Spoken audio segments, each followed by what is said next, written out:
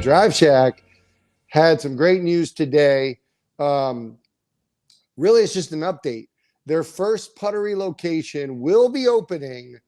Grand opening is on Friday at noon in Texas, Colony, Texas. So this is exciting because this is sort of the beginning of the next stage of Drive Shack.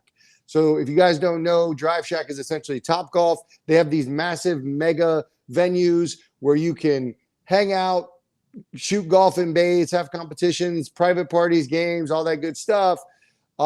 Exactly like Topgolf. Now they're creating this new experience called the Puttery, which is essentially adult mini golf indoors, and it has the bars, all this other stuff. So this is really geared towards adults, and it is adult only. And so the cool thing about this is a smaller footprint, less capital expense, quicker to be profitable as far as projections, profitability comes quicker as far as that's concerned.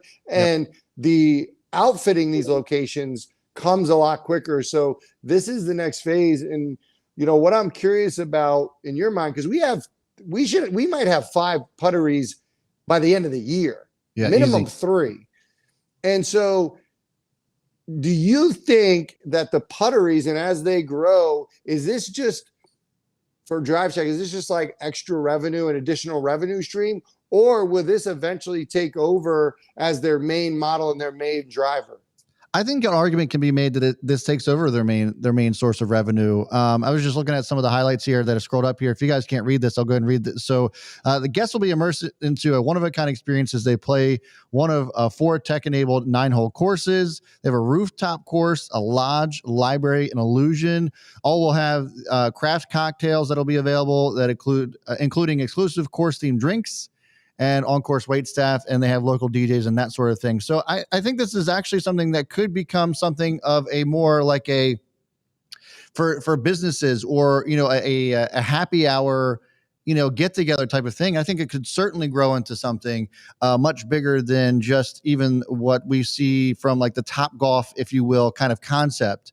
And so it'll be interesting to see how this plays out. I think it's either going to be, it has the potential to bring in more than what they currently have, or at least meet what they currently have, which either way, it's a win-win in my opinion. I really like Drive Shack here. We've talked about what they're doing here, and this is definitely an interesting concept. And I think it could be a lot of fun for people that, are just tired of the normal everyday happy hour type of deal. And I think that that's kind of the angle that I would imagine they're trying to take the approach on. We take a look at the chart, and it is actually having a halfway decent day. It's up 4%.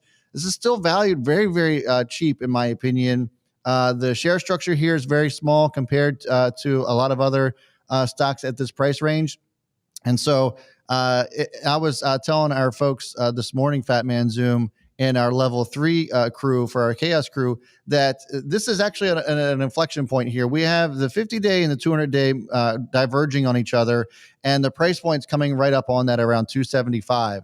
And so if it breaks up over that, technically it could make a decent breakout, but you really just want to sit into this and just kind of forget that you own it, whether it's whatever, type of risk tolerance you have. This is something that I'm just tucking away and kind of not even realizing or not really acknowledging that it's something that I own until it actually makes a move, because of the share structure being so small, it's not going to take a whole lot of buying for this to make a really strong move. And we've seen that already from this stock before. So it's better to just kind of accumulate a position here and just wait for the big pop that's more than likely going to come, rather than trying to chase this later.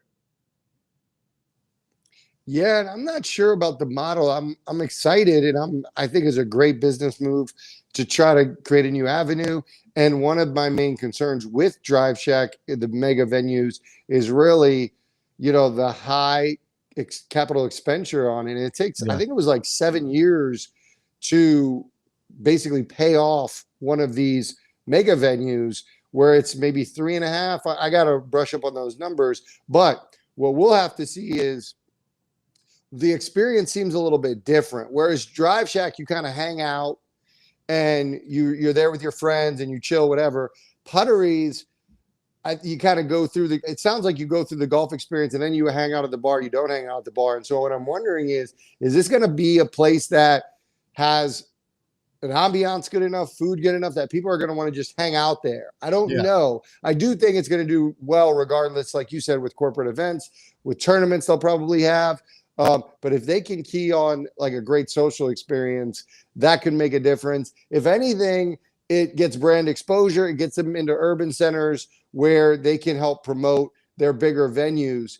Texas launches on Friday. Then we have Charlotte launching.